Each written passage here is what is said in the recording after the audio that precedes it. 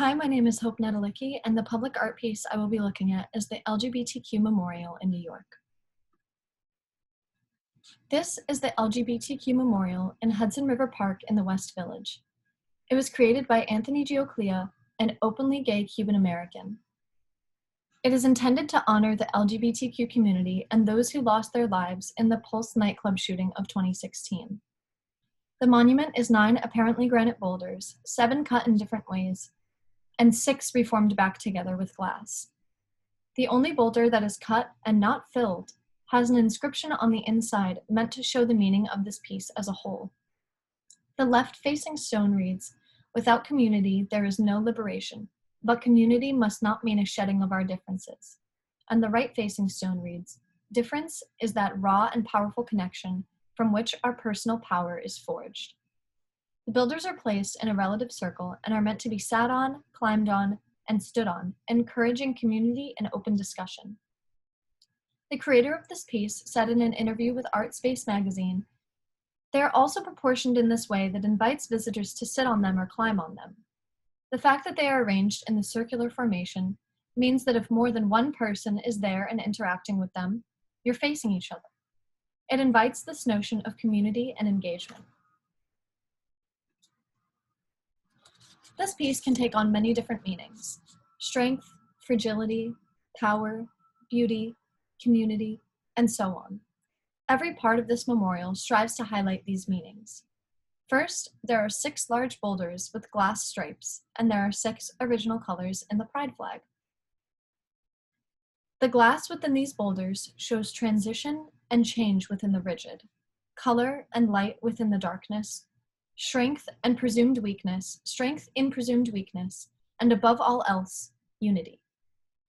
The massive boulders have been broken apart and reunited in a way that makes them more beautiful than before, while the clear glass accepts the ambient light, creating the opportunity for a rainbow in the perfect conditions. The creator of the monument states, "Really, the stones are simply the pedestals for the true monument, which is the people who are sitting there. They can be sitting by themselves, but with other people in this arranged format. So alone, but not alone. Alone together." The power of an open-air LGBTQ monument to unapologetically take up space and impose its vibrance and light on the viewer silently echoes the voices of the many people calling for change and brings attention to a group of people who are so frequently overlooked, namely gay people of color. The artist states, "For me, this monument is about creating a space where the gay community can see itself reflected outside, in the public, in the community, and amongst nature." This piece is inherently engaging. It is meant to encourage engagement, discussion, and debate. There are many different ways this piece shows its engagement. Through its aesthetic and ability to take a political stance without being directly political or having any direct gay iconography. Through its circular nature, meant to directly encourage discussion and debate. Through the location of this monument, reflecting the history and current population that proliferate the streets in this village. And through the rocks themselves, by sitting on them, and through the interactive large rock containing the inscriptions. In order to read the inscription, you have to almost put your face directly between the 2 halves of the rock and look on both sides to read the inscription. Virag Molnar states, "The aesthetic of street art becomes political because it opens a rift with the ordinary forms of experience without necessarily calling for large-scale political change." And this monument does just that. It is meant to honor the lives lost to a hate crime, making it political in nature, without being directly political. Similarly, Kelly states that the task of public art is to keep debate alive, allowing it to be as rational as it is impassioned, and as open-ended rather than aimed at consensus. I believe this piece does this as well.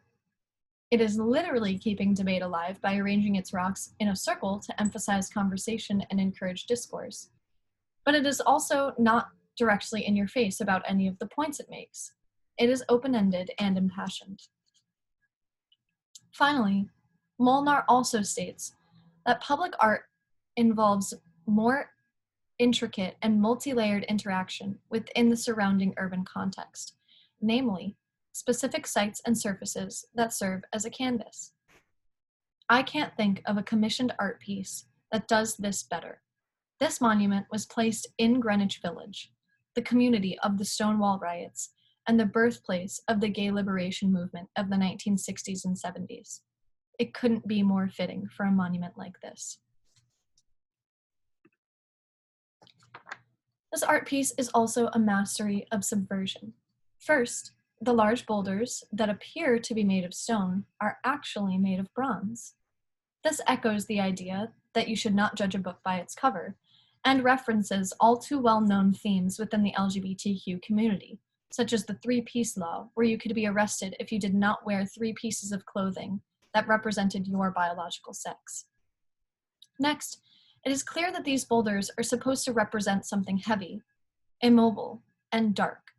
But with the clear glass, all of those previous ideas are subverted. Similarly, the seemingly fragile glass used to fill in the cracks in the rock are supposed to be thought of as fragile and weak, but the glass is tempered, making it incredibly strong. The idea that some works of public art are Fisher-Price-esque is not entirely wrong. Some pieces do have this connotation, but this artwork specifically subverts those ideas. While the monument can be and is meant to be sat on, climbed on, played on, and stood on, it is clear to the parkgoers that this is not the intent. This piece is not a playground. It is a discussion circle. It is a meeting place. It is a place of conversation and action. The brilliance of this piece comes not through its analysis, not through its dissection, not through its creation, but through its experience. It represents a community. It represents lives lost. It represents overlooked human beings. I picked this piece because I think it's a great representation of what street art is and what it can be. This piece is making people talk and think. It's creating a space where people can learn and teach. It's a place where people can speak and listen. It's opening a dialogue in a community that is directly and greatly impacted by injustice and city-led violence. This monument shows the power commissioned street art can have and its place within the street art community as a whole. The governor of New York, Andrew M. Cuomo, stated, "This memorial serves to honor the lives cut tragically short by the Pulse nightclub shooting, as well as the lifelong struggle and adversity faced by the countless individuals in the LGBT community."